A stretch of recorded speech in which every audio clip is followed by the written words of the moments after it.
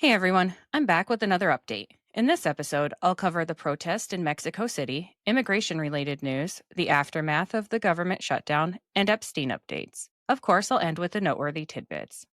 On the 15th, several thousand people gathered in Mexico City for a major protest organized under the banner of Generation Z Mexico, a nonpartisan youth led movement expressing frustration over escalating crime, corruption, impunity, and government inaction against organized crime. The demonstration was part of a nationwide wave of rallies in over 50 cities, sparked by the assassination of European Mayor Carlos Manzo on November 1st during a public Day of the Dead event. Manzo, a vocal anti-cartel figure who had split from President Claudia Sheinbaum's Morena party, became a symbol for the protesters, many of whom wore straw hats in tribute and chanted slogans like "Carlos did not die, the government killed him." The event began peacefully around midday at the Angel of Independence Monument in central Mexico City. Protesters, including youth, older opposition supporters, and Manzo's followers, marched through key streets toward the city's historic main square. Banners read, "We are all Carlos Manzo," and symbols like the one-piece pirate flag, a global youth protest emblem, were prominent.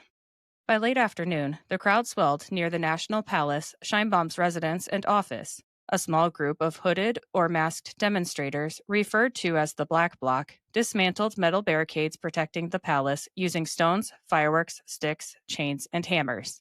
This escalated into violent confrontations with riot police, who responded with tear gas, smoke bombs, and non-lethal force. Protesters grabbed police shields and equipment, leading to chaotic scenes of charges and scuffles.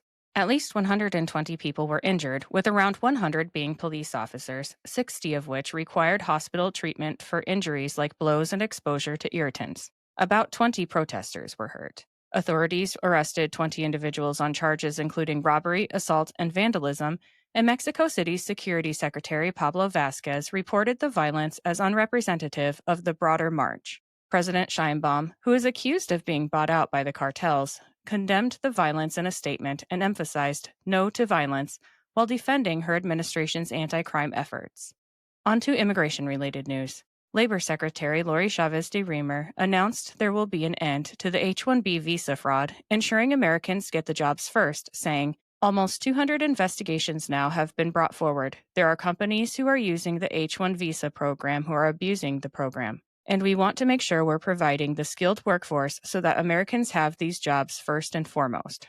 Canada has vowed to take H-1B visa holders away from the United States, investing $1.7 billion into the program. The Transportation Department has forced California into revoking 17,000 commercial driver's licenses from foreigners, with Secretary Duffy saying he will pull $160 million in federal funds if California doesn't revoke every illegally issued CDL. A DMV employee was caught taking $3,000 payments in exchange for taking the CDL exam for illegal aliens. She used disguises to make herself look like a different person each time she took the exam. It's being reported that President Trump and Homeland Security Secretary Kristi Noem are considering deploying special ops equipped with armored vehicles to Charlotte and New Orleans to round up illegals, and federal agents have now arrived in Charlotte. Border Commander Greg Bovino rallied his men, arresting over 75 illegals in less than a day, with one raid being at a Home Depot.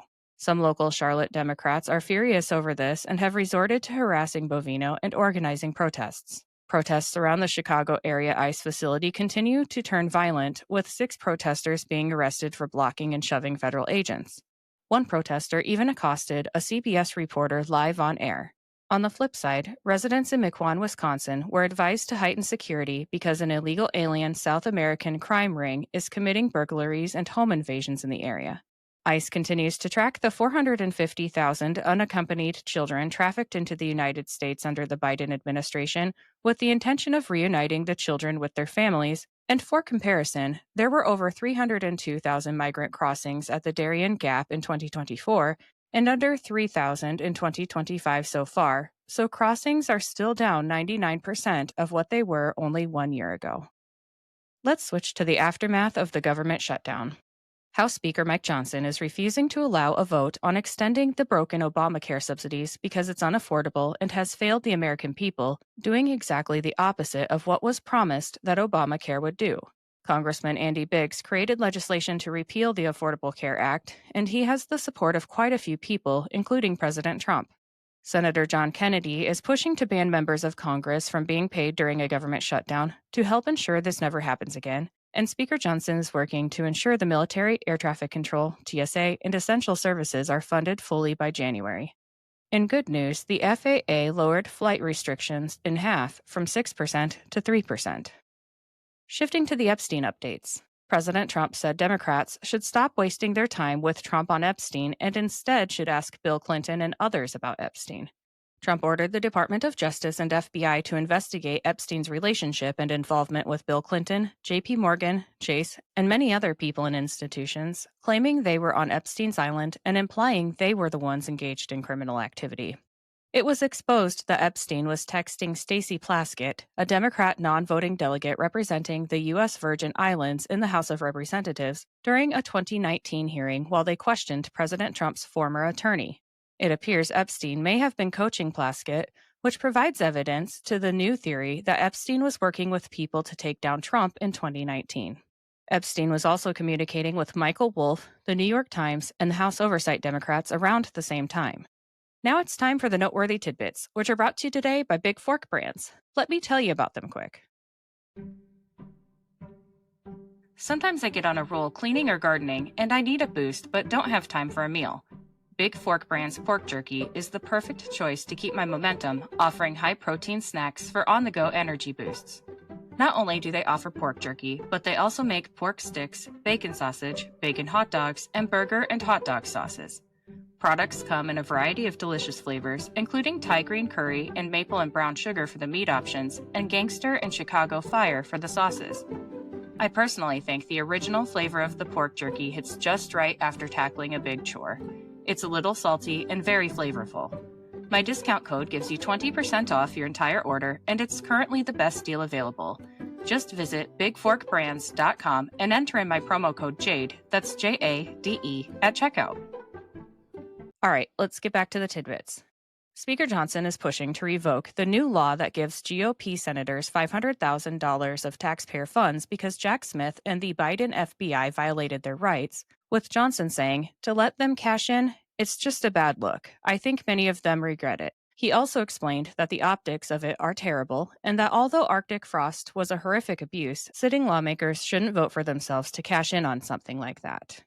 President Trump is suing the BBC for up to $5 billion for deceptively editing his January 6th speech. Congressman Eric Swalwell is claiming that the new mortgage fraud allegations the Department of Justice plans to release next week will be false, and MSNBC is reporting that Swalwell is planning to run for governor of California. President Trump withdrew his nomination of Donald Korb to be Assistant General Counsel in the Department of the Treasury, and he nominated Brian Lee to serve as judge on the U.S. District Court for the Western District of Tennessee, Megan Benton to serve as judge on the U.S. District Court for the Western District of Missouri, and Justin Olson to serve as judge on the U.S. District Court for the Southern District of Indiana. Trump also withdrew his endorsement of Marjorie Taylor Greene in a very ugly and public spat that I'm going to choose not to cover because, frankly, it's childish and embarrassing. Trump also chose to say some very disgusting things about Thomas Massie on the same day, so I don't know if he needs a nap or what's going on, but hopefully he got some rest this weekend and is in a better headspace now.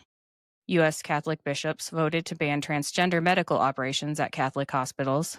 President Trump opened half of the state of Alaska's untouched oil reserves for drilling, ending a Biden-era restriction. A Fulton County judge dropped 3 charges in the Georgia 2020 election interference case against President Trump and others. This case was formerly led by Fani Willis. Indiana state Republicans chose not to redraw the 2026 congressional map due to lack of support, meaning that the additional 2 Republican seats are off the table.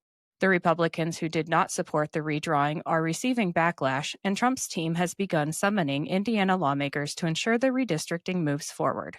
President Trump confirmed a massive lawsuit against Gavin Newsom is coming because California sends out, in Trump's words, tens of millions of ballots. Many people get 2 and 3 ballots. Health and Human Services Secretary RFK Jr. said he has been directed by President Trump to address the root cause of obesity, such as encouraging whole food consumption by reducing the price of meat and creating programs to encourage people to engage in physical activity. President Trump's approval rating on his 300th day of his second term is higher than that of Obama and George W. Bush at this point in their second terms. HUD Secretary Scott Turner confirmed plans to reduce the price of housing through cutting regulations, surging supply, and deporting illegals, and he said the Trump administration will be working with local developers to determine which regulations to cut. The man who ambushed U.S. Attorney Alina Habba with a baseball bat has been arrested. California Governor Gavin Newsom and LA Mayor Karen Bass are facing harsh criticism after it was confirmed that 75% of Palisades fire victims still live in temporary housing. National Guardsmen and local police were sent to enforce the juvenile curfew in the Navy Yard neighborhood in Washington, D.C., after reports of youths plotting a takeover in the area again. The national Christmas tree has arrived at the White House ellipse, and crews were spotted adding the star and lights. Senator John Fetterman is back home after being hospitalized due to a fall. He sent out a message saying, 20 stitches later and a full recovery, I'm back home. I'm overwhelmed and profoundly grateful for all the well wishes. Truly. And see you back in D.C. Lastly, over 3,000 Charlie Kirk Freedom shirts were handed out at Madison Square Garden for UFC 322. That's all I have for today. I'll be back with another update soon. Until then, please like, subscribe, and share this podcast, and follow me on Instagram and X at Shades of Jade Pod. Thank you for listening and have a great day.